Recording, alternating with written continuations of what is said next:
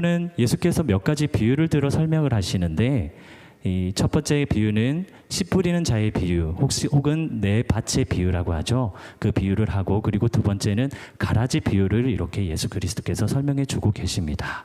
그리고 이것은 공간복음서에서 마가복음과 누가복음에도 이 씨 뿌리는 자의 비유가 공통된 관점으로 이렇게 기록된 것을 확인할 수 있는데, 이 가라지 비유만큼은 이것이 마태복음 13장에만 기록한 것을 알 수 있습니다. 이 가라지라는 단어 자체가 성경 어디에도 없는데 이 마태복음에만 기록되어 있다라는 겁니다. 그렇다면 이 가라지의 비유는 다른 성경을 참고하기보다는 이 마태복음 내에서 마태복음 저자가 어떠한 의도로 기록을 했는지, 예수 그리스도께서 어떤 말씀을 비유를 통해서 전해주시는지 이 마태복음 내에서 그것을 발견하는 것이 더욱 유익하다라는 것을 말씀드리고 싶습니다.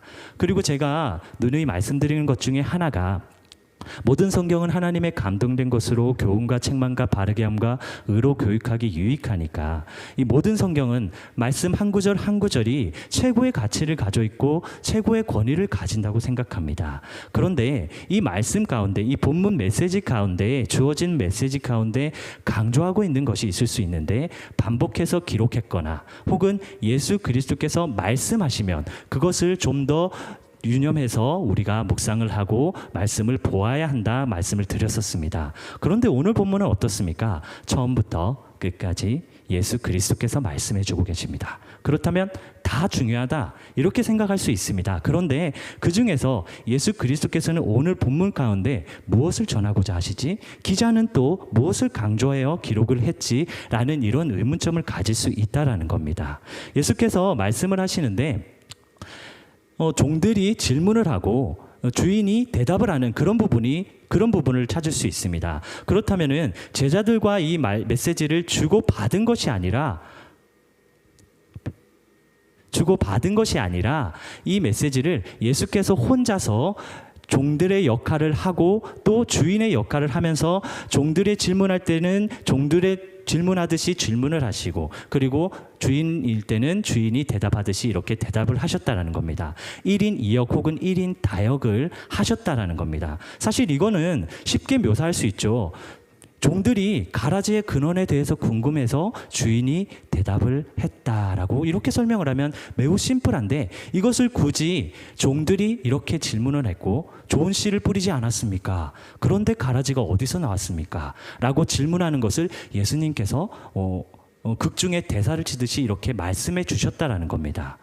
그리고 주인이 대답하는 것을 그대로 이것은 원수가 그랬구나, 원수가 뿌리고 갔구나라고 이렇게 대답을 하셨다라는 겁니다. 그렇다면 이 질문과 이 대답이 사소한 것이 아니라 예수 그리스도의 의도를 통해서 이것이 선포되었고 이것이 기록됐다라는 것을 알 수 있습니다. 모두 다 예수 그리스도의 말씀인데, 그 중에서 그렇다면 오늘의 본문에서 우리가 주목해야 될 메시지는 이 종들의 질문과 주인의 대답에 있음을 먼저 말씀드리고 싶습니다. 그 질문이 처음에는 좋은 씨를 뿌리지 아니하였습니까? 그런데 가라지는 어디서 생겼나이까? 이런 질문으로, 네, 조금만 천천히 해볼게요. 네.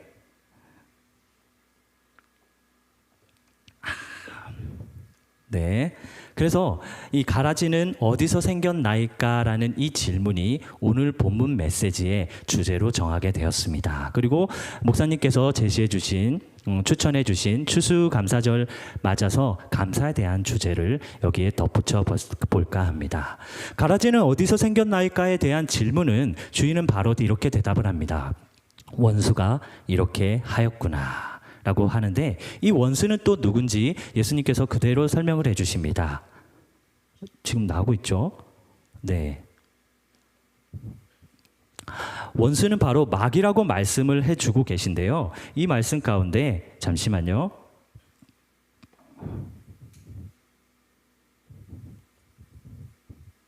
원수는 마귀라고 이렇게 말씀을 해주고 계신데, 그리고 이 원수의 기원에 대해서 우리가 쫓아가 보면 창세기 3장에서 아담과 하와가 선악을 알게 하는 나무의 열매를 따먹었을 때 뱀의 미혹으로 따먹게 되고 그 뱀에게 그들을 미혹한 뱀에게 하나님께서 징벌을 하게 되시는데 그 징벌의 메시지가 이렇습니다. 내가 너로 여자와 원수가 되게 하고 내 후손도 여자의 후손과 원수가 되게 하리니 라는 이런 징벌을 내리신다라는 거죠. 누가 여자와 원수가 된다 그랬죠?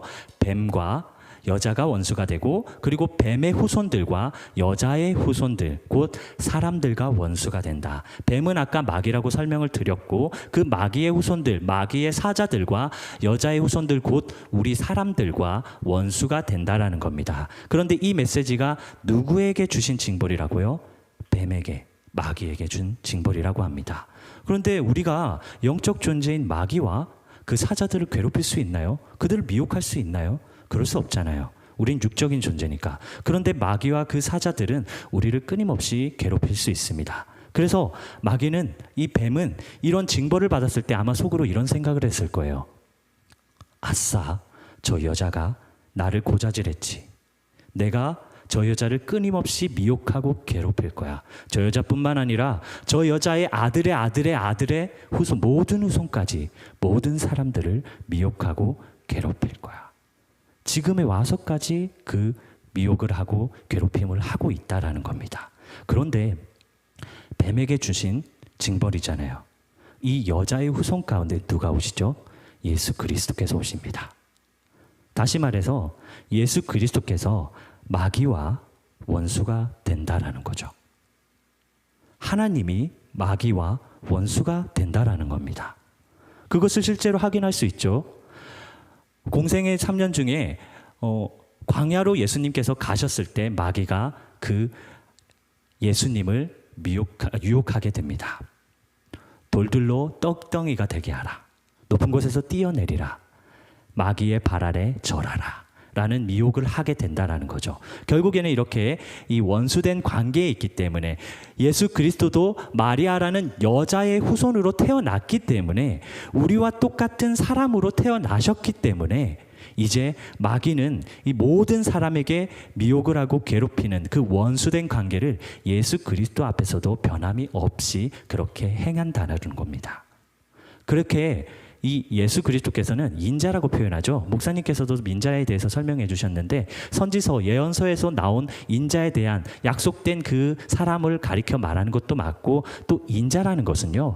창세기 3장에서 여자의 후손, 곧 사람의 아들이 바로 인자라는 뜻을 가지고 있다라는 겁니다. 성경에 실제로 원어로 기록된 단어의 뜻도 사람의 아들이라는 뜻입니다. 그렇게 사람의 아들로 예수 그리스도께서 이 땅에 오셨다라는 그 인자로서의 선포는요. 약속된 그 사람인 것도 맞지만 나는 마귀와 원수된 여자의 후손입니다. 네, 좀 더 노력해 볼게요. 여자의 후손입니다라는 것을 선포하는 것입니다. 다시 말해서 예수 그리스도께서 우리에게 이 이야기 가운데 마귀를 원수로 두신 것을 우리는 감사할 수밖에 없다라는 거죠. 좀 더 이제 말씀을 이어가 보도록 하겠습니다. 그리고 이것이 이제 마귀라는 것을, 그 원수가 마귀라는 것을 이미 알고 있고 그 마귀가 가라지를 뿌린 것이라면은 그 가라지를 모두 뽑아버릴까요? 종들이 얘기를 합니다. 그런데 예수께서, 아니 이 주인께서 그것을 가만히 두라고 말하고 있습니다. 왜 가만히 두랄까요? 곡식이 같이 뽑힐 수 있으니까. 실제로 가라지와 곡식은요 정말 구분하기가 어렵습니다. 이렇게 이 열매, 싹이 나고 결실, 열매 맺을 때에 가라지가 이제 구분되기 시작하는 거예요. 처음에는 알 수 없습니다. 실제로 강은옥 집사님은 기억하실 건데요. 제가 코로나 기간 때 이 파프리카를 한번 집에서 화분에 심어봤습니다. 수십 개의 씨앗을 심고 이제 다 싹이 트고 나서 큰 화분에 이렇게 그 크고 좀 잘 자라는 것 같은 애들만 이렇게 심었는데 그 파프리카 새싹들이 크게 자라는 모습을 볼 수 있었습니다. 그리고 나중에 한 나무는 7개의 파프리카, 한 나무는 12개의 파프리카를 맺게 되는 그런 기쁜 일도 있었는데요. 그런데 3개의 화분이 있었는데 그 중에 하나의 화분의 화분의 새싹은 키만 멀쭉히 큰 거예요. 그래서 왜 그렇지? 봤더니 알고 보니 그게 가라지였어요. 처음엔 알 수 없었다라는 거죠. 근데 저만 그런 줄 알았는데 강은호 집사님도 하나를 뽑아갔는데 그것이 키가 크고 쑥 자라는 거였는데 똘똘해 보였는데 그게 가라지였습니다. 사모님이 알려주시더라고요. 그거 가라지라고. 그렇게 가라지는 처음에는 우리가 구분하기 정말 어렵습니다. 그런데 이 구분할 수 없는 것을 우리가 열매를 맺을 때쯤에 이제 열매가 다 자라진 않았어요. 이제 열매를 맺기 시작하면 그때서야 구분될 수 있는데 그때 뽑으면 어떻게 되죠? 옆에 있는 곡식들이 뿌리가 건드려질 수 있습니다. 그래서 뽑지 말라고 하는 거예요. 이것을 다시 아담의 사건으로 다시 돌아가 보면은 아담이 선악을 알게 하는 나무의 열매를 먹으면 먹는 날에 그날에 반드시 죽는다라는 하나님의 메시지를 이미 들은 상태예요. 그런데 아담은 몇 세까지 살았죠? 930세까지 살았습니다. 죽지 않았다라는 거죠. 그날에는. 그렇다면은 하나님께서 공의하신 하나님께서 그날에 범죄를 했던 뱀과 아담과 하와에게 똑같이 공의하신 가운데 징벌을 하고 죽임을 줬다라면 뱀을 징벌하고 뱀을 죽였다면 아담도 그날에 죽어야 돼요. 아담을 안 죽이시려면 뱀도 그날에는 살려둘 수밖에 없다라는 거죠. 그것이 하나님의 공의입니다. 네. 그래서 가라지를 뽑지 않은 것에 우리는 감사해야 한다는 겁니다. 우리 삶 가운데도 그런 데를 맞이할 수 있어요. 우리 삶 가운데 안 좋은 일이 계속 부딪혀요. 내 잘못이 아닌데 왜 이런 일이 계속 생기지? 하나님 나한테 왜 이래요? 라고 생각할 수 있어요. 근데 그것은 우리를 보호하기 위해서예요. 여러분들을 지키기 위해서라는 거죠. 그리고 말씀을 좀 더 이어가 보면은 이 말씀 가운데 우리가 이런 의문점을 가질 수 있고 다른 목사님들이나 다른 설교자들에게 들은 메시지들이 있잖아요. 결국에는 이 가라지는 추수할 때에 자라게 둔 다음에 추수할 때에 모두 불사르게 됩니다. 이런 약속을 가지고 계신데 결국에는 그 가라지들도 결국에는 나중에 없애주는 그런 심판의 때에는 모두 없애주는 은혜를 예비해 두셨는데 우리는 또 이러한 의문점을 가질 수 있습니다. 그러면 가라지는 뭐고 곡식은 뭐지? 곡식은 누구고 가라지는 누구지? 이러한 의문점을 가질 수 있습니다. 실제로 이 본문 메시지 가운데 많이 기록된 메시지가 이 가라지와 이 곡식이라는 거죠.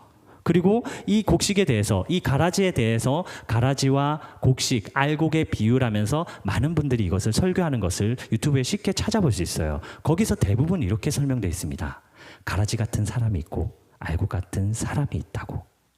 들어보신 적 있나요? 저는 여러 번 들어본 것 같아요. 제가 과거에 존경했던 오카는 목사님도 그렇게 설교를 했었던 것 같아요. 그것이 잘못됐다는 것이 아닙니다. 그분들이 성경을 활용해서 메시지를 전했기 때문에 교훈과 책망과 바르게함과 의로 교육하기에 유익함은 분명히 있었을 것입니다. 그런데 적절하지 않은 비유를 가지고 설명을 하지 않았나라는 것을 제가 설명을 해보겠습니다. 그리고 그뿐만 아니라 또 마음밭으로 설명하는 분들도 계시죠.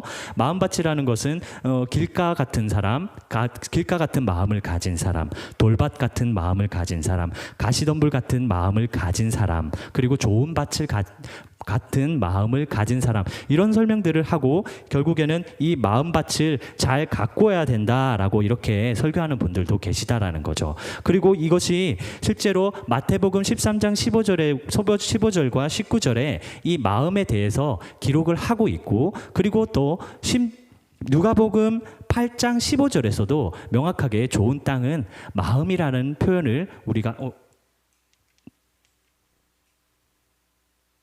우리가 표현되어 있는 것을 볼 수 있습니다. 누가복음에서는 좋은 땅에 있다는 것은 착하고 좋은 마음으로 말씀을 듣고 지키어 인내로 결실하는 자니라. 좋은 마음을 가진 자라는 거죠. 그러니까 그 목사님들의 설교가 잘못된 건 아니에요. 그런데 마태복음 24절부터 시작되는 오늘 본문 메시지에서 시작 첫 단어가 이 또라는 단어가 이 헬라어에서는 첫 단어로 기록되어 있습니다. 이 단어가 알로스라는 단어이고, 이 알로스라는 단어는 다른 것, 다르다라는 이런 뜻을 가지고 있는데, 그리고 영어 성경에서도 마찬가지로 another parable이라는 다른 비유라는 이 단어로 이 문장과 이 문단이 시작되는, 그래서 대문자로 기록되어 있어요. 다른 문단임을 기록하고 있고 다른 비유라는 거죠. 그러니까 앞에서 말하는 마태복음 13장 19절까지 그 누가복음과 연결해서 마음을 가리켜 말하는 것이다 라고 설명할 수도 있습니다. 그것이 뭐 적절하다 아니다라는 걸 떠나서 그렇게 할 수 있지만 24절은 예수께서 그들 앞에서 또 다른 비유를 설명하고 있다라는 것을 먼저 말씀드리고 있습니다. 그래서 이렇게 38절 말씀에 밭은 세상이다라는 설명을 해주고 있습니다. 밭이 마음이 아니라 여기서는 세상, 우리의 배경되는 이 땅에는 길가 같은 곳도 있고 돌밭 같은 곳도 있고 가시덤불 같은 곳도 있고 좋은 땅도 있다라는 거죠. 좋은 땅은 예를 들어서 이 도시 안에 교회가 있는 이곳이 좋은 땅이 아닐까요? 그런 좋은 땅도 있고 안 좋은 땅도 있다라는 거죠. 그리고 또 누가복음과 마가복음에서는 씨는 하나님의 말씀이라는 설명과 뿌리는 자는 말씀을 뿌리는 것이다. 씨를 이제 말씀으로 설명을 하고 있어요. 하지만 마태복음에서는 이것이 말씀이 아니라 밭은 세상이고 좋은 씨는 천국의 아들들, 가라지는 악한 자의 아들들이라고 설명을 하고 있습니다. 좋은 씨가 말씀이라는 것은 다른 본문에 있는 마가복음과 누가복음에 있는 것이고 마태복음은 이것을 천국의 아들들, 여기에 앉아있는 도시 안의 교회의 성도님들이 이 좋은 씨가 되는 거고 가라지는 악한 자의 아들들인데 이 악한 자의 아들들이 천국의 아들들이 되고 천국의 아들들이 악한 자의 아들들이 될 수 있을까요? 여러분들이 가라지가 알곡이 되고 알곡이 가라지가 된다는 것은 우리가 마귀의 아들이 됐다가 하나님의 아들이 됐다가 라고 하는 건데 우리가 그럴 수 있습니까? 그럴 수 없잖아요. 그러니까 알곡과 가라지는 사람에 대한 구분이 아니라 가라지라는 것은 사람이 심은 것이 아니라 마귀가 심었잖아요. 사람이 아니라는 거예요. 미혹을 했을 수도 있고 잘못된 상황을 만들 수도 있고 그렇게 마귀가 우리를 끊임없이 괴롭히는 것 중에 하나의 상황 가운데 있는 거지 그것이 우리의 직접적인 사람이 이 가라지가 되고 마귀의 아들들이 되지는 않는다라는 겁니다. 이 비유의 말씀이 아니라 또 마태복음 25장 41절에는 제게 그 신학대학에 처음 갔을 때 제게 첫 번째 준 메시지인데요. 또 왼편에 있는 자들에게 이르시되 저주받은 자들아 나를 떠나 마귀와 그 사자들을 위하여 예비된 영원한 불에 들어간다 라는 이 메시지를 저에게 처음 주셨어요. 이 메시지가 제 인생 메시지가 됐습니다. 이 말씀 가운데는 비유의 메시지가 아닙니다. 직설적으로 그대로 얘기를 합니다. 마귀와 그 사자들을 위하여 예비된 영원한 불. 영원한 불은요 여기에 앉아있는 여러분들을 위해 예비된 것이 아닙니다. 마귀와 그 사자들을 위하여 예비됐다라는 거죠. 마귀는 영적 존재고 그의 사자들도 엔젤, 앙글로스, 엔젤이라는 그래서 이것을 영어 성경에는 The Devil and His Angels라고 되어 있거든요. 이렇게 우리가 그를 따르는 마귀를 따르는 영적 존재가 될 수 없잖아요. 그리고 사자가라는 것이 왕에게는 왕의 메시지를 전파하는 그런 사자도 될 수도 있거든요. 의역을 하면. 그럼 우리가 마귀가 나중에 영원한 불에 들어가 죽을 겁니다. 여러분들도 우리는 마귀들을 따라야 됩니다. 그런 사람이 있나요? 없잖아요. 우리는 어느 누구도 마귀의 아들들이 아닙니다. 그냥 미혹받을 수 있는 거죠. 하나님의 아들들인 아담과 하와와 이런 사람들이 이 마귀에게 뱀에게 미혹받으시 마귀에게 미혹받은 거지 그렇게 미혹받은 것뿐이지 실제로 그 마귀와 그 사자들에 해당하는 마귀의 아들들에 해당하는 것은 우리가 아니라는 겁니다. 다시 말해 그 영원한 불에는 우리가 들어갈 게 아니라 마귀와 그 사자들을 위해 예비된 것이고 우리는 거기에 저주받아서 따라 들어가는 사람이 있을까 봐 여기서 메시지를 전하는데 이 메시지 가운데서도 들어가라라는 이 메시지가 좀 아쉽게 번역됐어요. 디포넌트 동사는 자신의 선택에 의해서 자신이 행하는 거거든요. 그러니까 명령법으로 번역하기에는 아쉬운 점이 있는 게 하나님의 말씀대로 살지 않고 하나님의 명령대로 살지 않아서 저주받은 삶을 살다가 결국 예수 그리스도를 떠난 삶을 살았는데 나중에 가서 야, 너 내 말대로 이제 저기 들어가라고 명령한다라는 거거든요. 이 상황이 맞지 않습니다. 실제로 성경에서는 디포넌트 표현으로 그 사람의 당사자가 선택하여 행하는, 결국 저주를 받았기 때문에, 예수 그리스도를 떠났기 때문에 마귀와 사자들을 위하여 예비된 불에 그들을 따라 들어간다라고 번역하는 게 더 정확하다라는 거죠. 그래서 실제로 우리는 이 마귀와 그 사자들을 위하여 예비된 영원한 불을 우리에게 예비된 것이 아니라 그 마귀와 사자들에게 예비된 것이 미혹받은 사람들이 따라갈 수 있으니까 우리는 사람들이 미혹받지 않도록, 영원한 죽음을 맞이하지 않도록 그들을 붙잡아야 되고 그들을 전도해야 된다라는 겁니다. 이것이 요한복음 6장 39절 말씀에 나를 보내신 이의 뜻은 내게 주신 자 중에 내가 하나도 잃어버리지 아니하고 마지막 날에 다시 살리는 이것이니라라고 하셨던 성부 하나님의 뜻, 내 아버지의 뜻, 내 아들을 보고 믿는 자마다 영생을 얻는 이것이니 마지막 날에 내가 이를 다시 살리리라 하시니라. 이 요한복음 6장 39절과 40절에 하나님의, 성부 하나님의 뜻이 담겨 있는데, 이것을 선포하는 예수 그리스도의 뜻이 담겨 있는데, 이 뜻에는 하나도 남김없이 살리는 것이라고 기록되어 있습니다. 이 요한복음의 메시지와 마찬가지로 마태복음의 메시지도 하나도 잃지 않고 살리는 것이 목적이라는 거죠. 그런데 저주받아서 따라가는 자들이 있을 수 있다라는 겁니다. 그런 자들이 없도록, 더 늘어나지 않도록 우리는 붙잡아야 될 책임이 있다라는 겁니다. 그래서 마태복음 25장 34절에서는 함께 읽겠습니다. 그때의 임금이 그 오른편에 있는 자들에게 이르시되 내 아버지께 복받을 자들이여 나와 창세로부터 너희를 위하여 예비된 나라를 상속받으라. 그러니까 하나님께서는 이미 예수 그리스도께서는 우리에게 창세로부터, 이미 창세전부터 우리에게 하나님 나라를 예비해 놓으셨어요. 그것이 우리를 위한 거예요. 마귀와 그 사자들을 위하여 예비된 것은 영원한 불이고, 우리 모든 사람, 모든 인류를 위해서 예비된 곳은 하나님 나라라는 겁니다. 그것을 우리는 상속받아야 돼요. 저주받으면 안 되고요, 미혹받으면 안 돼요. 우리는 가라지가 아닙니다. 우리는 죽었다 깨어나도 가라지가 될 수가 없다라는 겁니다.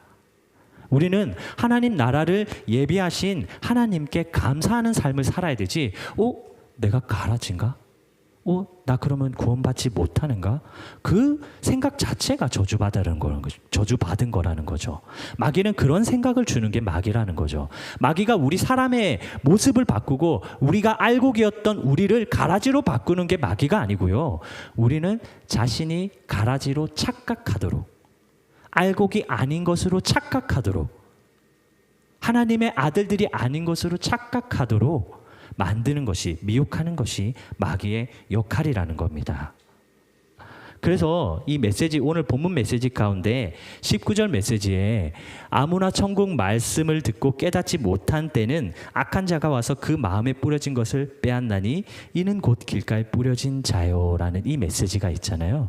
이 메시지가 바로 우리가 붙잡아야 될 메시지인데요. 우리가 잘못된 생각을 했을 때 우리의 마음에 뿌려진 것을 빼앗는다는 거예요. 먼저 뿌려진 것이 말씀이라고 기록했잖아요.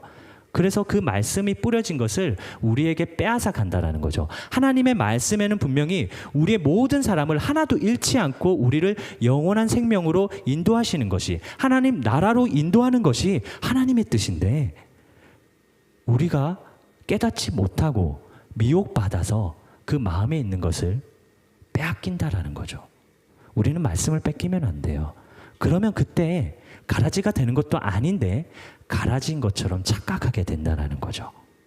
그러면 우리는 가라지인 것 같은 착각을 하지 않으려면 우리는 늘 말씀을 붙들어야 된다는 거죠.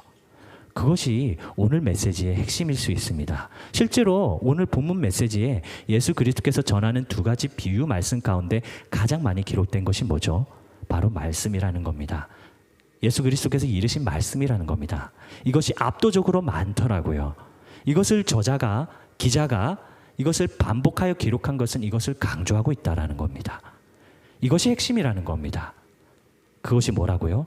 하나님의 말씀이고 예수 그리스도의 말씀이라는 겁니다. 이 말씀을 붙들고 있으면 우리는 저주받지 않고요, 예수 그리스도를 머리에 둔 교회로서 건강한 교회를 세울 수 있다라는 겁니다.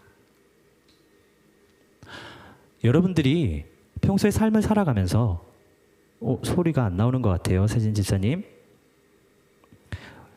우리가 삶을 살아가면서 어려운 일도 있을 수 있고 미혹받은 일도 있을 수 있고 안 좋은 상황 가운데 처할 수도 있고 우리가 정말 아무 잘못도 없는데 잘못된 선택, 잘못된 상황 가운데 머물 수 있고 그리고 아픔 가운데 있는, 시련 가운데 있는, 슬픔 가운데 있는 삶을 살 수도 있어요. 그리고 또 내 잘못으로 인해서, 나의 부족함으로 인해서, 나의 죄로 인해서 때로는 넘어지기도 합니다. 그런 가운데 나는 하나님의 아들이 아닌가? 이런 생각을 할 필요가 없다라는 거죠. 우리 모두는 알곡이고 하나님의 아들들이고 하나님의 나라를 창세전부터 예비받은 그런 하나님의 백성이고 예수 그리스도의 백성이라는 겁니다. 우리가 말씀을 읽고 있는 이 순간이 바로 하나님의 아들인 것에 대한 증거라는 겁니다. 때론 넘어질 수 있어요. 때론 부족할 수 있습니다. 그럼 어떤가요? 그렇다고 하나님의 은혜가 바뀌어지나요? 아니에요. 그때마다 회개하고 다시 돌아오면 되죠. 그때마다 다시 말씀을 붙들면 되죠. 그렇게 우리가 하나님의 말씀만 붙들고 있으면, 다시 돌아올 수만 있다면 과거에 어떤 삶을 살든, 과거에 어떤 상황을 처했든, 과거에 어떤 죄를 지었든 아무런 상관이 없습니다. 그것이 하나님이 말하는 사랑이에요. 사랑은 끝이 없다라는 거죠. 기도하겠습니다. 하나님 사랑합니다. 예수 그리스도께 감사드립니다. 성령님의 인도하심 따라가고자 합니다. 하나님 말씀 좀 더 가까이 하며 말씀대로 살기 소망합니다. 그 말씀 증거하며 살겠습니다. 오늘 메시지 가운데 예수 그리스도께서, 하나님께서 무엇을 전하고자 하며 무엇을 강조하고자